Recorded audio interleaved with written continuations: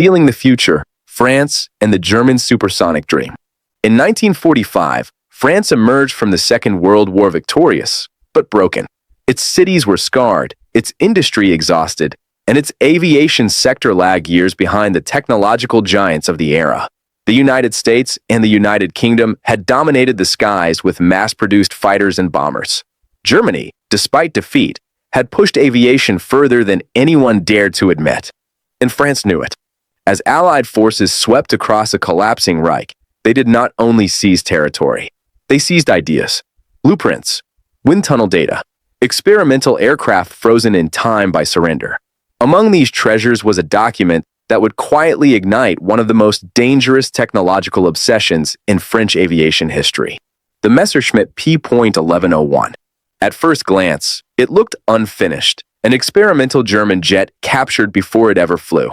But inside its designs lay something radical: swept wings, adjustable angles, and calculations aimed not at speed records, but at breaking the sound barrier. Supersonic flight. At the end of the war, this was no longer science fiction. Chuck Yeager would officially break Mach 1 in 1947, but Germany had already been chasing that frontier under desperate wartime pressure. The P.1101 was proof that the enemy had been closer than anyone wanted to admit. French engineers studied the recovered plans obsessively. For a nation desperate to reclaim prestige, aviation was more than transportation. It was symbolism. Supersonic flight meant dominance, independence, proof that France could stand alongside, or even ahead of, global powers. Thus was born an ambition bordering on obsession, not merely to copy German ideas, but to surpass them.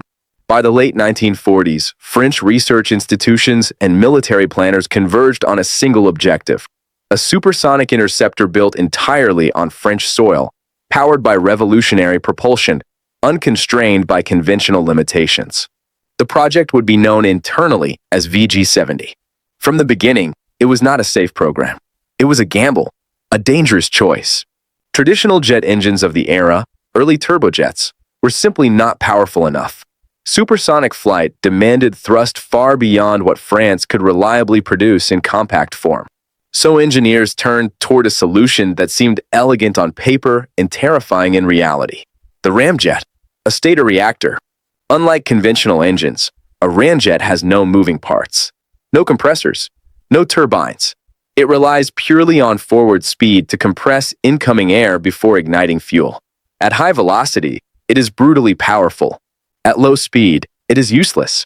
This meant one thing: the aircraft would need to reach extreme speed before the engine even worked properly. Once active, however, the ramjet promised raw, almost uncontrollable thrust. Engineers saw only the upside: power, speed, Mach numbers previously unreachable. What they underestimated, or chose to ignore, was the cost. Fuel consumption was not just high, it was catastrophic. At full power, the ramjet devoured 3,800 to 4,800 liters of fuel per hour. Numbers so extreme, they seemed theoretical. On paper, engineers reassured themselves: supersonic phases will be brief. But war does not operate on paper. A supersonic mirage. The VG-70 was designed around this engine rather than the other way around, a critical mistake. Fuel tanks grew larger, weight increased, structural compromises multiplied. Every solution created two new problems. By the time the prototype was ready, the aircraft was less a fighter and more a fuel delivery system with wings. Yet the dream persisted. France needed this. Political pressure mounted. Budgets expanded. Engineers were pushed to deliver results faster than physics allowed. Supersonic flight was not just a technical goal, it was national redemption. But the VG-70 was already revealing its true nature.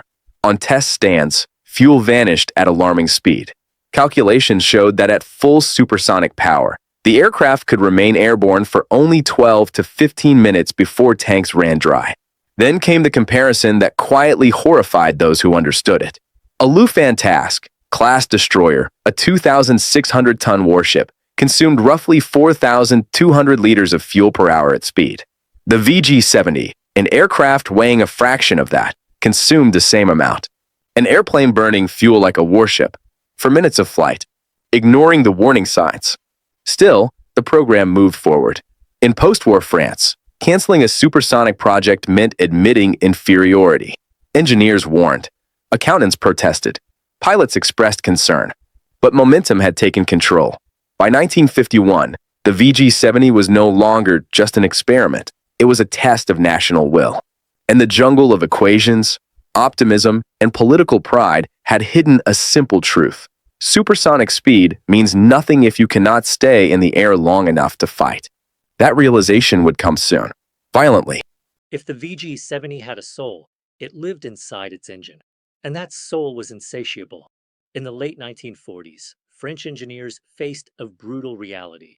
Conventional turbojet engines could not deliver sustained supersonic performance with the technology available at the time. The compressors were weak, materials overheated, thrust-to-weight ratios were insufficient. Supersonic flight was possible, but barely and never comfortably. The solution appeared elegant, almost seductive in its simplicity. The ramjet, or, in French, stator-reactor. Unlike traditional engines, the ramjet had no moving parts, no rotating blades, no compressors. Air was forced into the engine purely by the aircraft's forward speed. Fuel was injected, ignited, and expelled at enormous velocity. At high speed, the ramjet was a monster. At low speed, it was useless. This was the first paradox of the VG-70. To function, the aircraft already needed to be fast, which meant it required auxiliary propulsion to reach the speed where the ramjet could even operate. Once active, however, the ramjet delivered something engineers had never fully controlled before: sustained, overwhelming thrust. On test benches, it was intoxicating. On fuel charts, it was horrifying.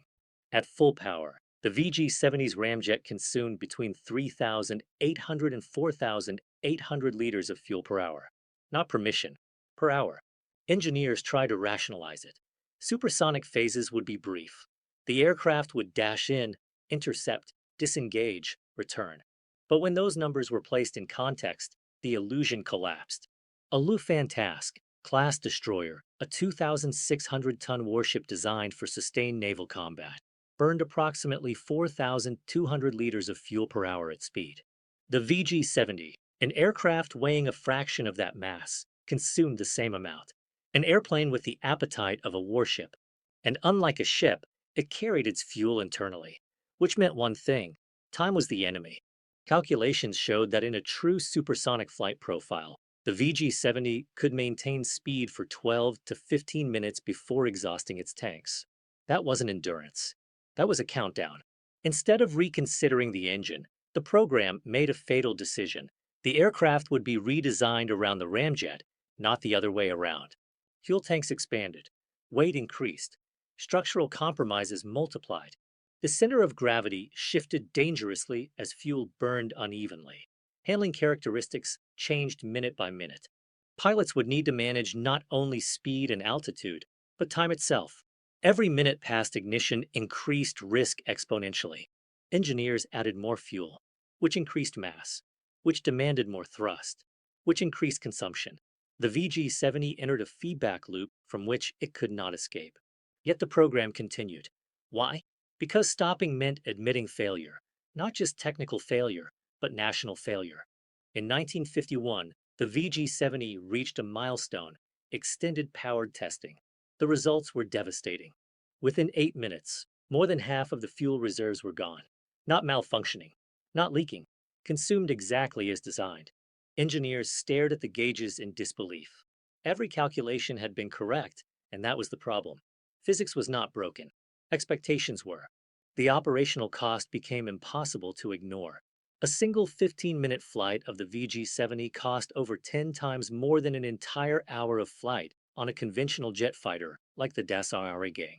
This was not an aircraft. It was a financial hemorrhage. Military planners began asking uncomfortable questions. How do you patrol with a 15-minute window? How do you intercept if the enemy delays engagement? How do you abort when fuel margins vanish in seconds? Test pilots quickly learned that the greatest danger was not enemy fire, but the fuel gauge. Flying the VG-70 required absolute precision. Any deviation from profile, any delay, any unexpected maneuver could mean catastrophe. Pilots described the aircraft as always running away from its own shadow. There was no room for hesitation, no margin for error, no forgiveness. During a test flight, the VG-70 prototype suffered fuel starvation midair. The engine flamed out. The aircraft lost power at speed. The pilot ejected just in time, injured but alive. The wreckage scattered across the ground, twisted metal, burned fuel lines, broken ambition. For the first time, the program could no longer hide behind theory. The VG-70 was not just expensive, it was dangerous. By 1953, the verdict was unavoidable.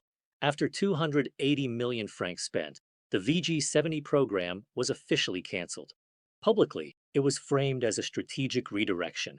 Privately, it was acknowledged as a technological dead end. But failure did not mean uselessness. Something critical had been learned. Supersonic flight was possible, but not this way. Not with engines that drank the sky faster than it could be crossed. And among those paying close attention was one man who would transform defeat into legacy. Marcel Dassault.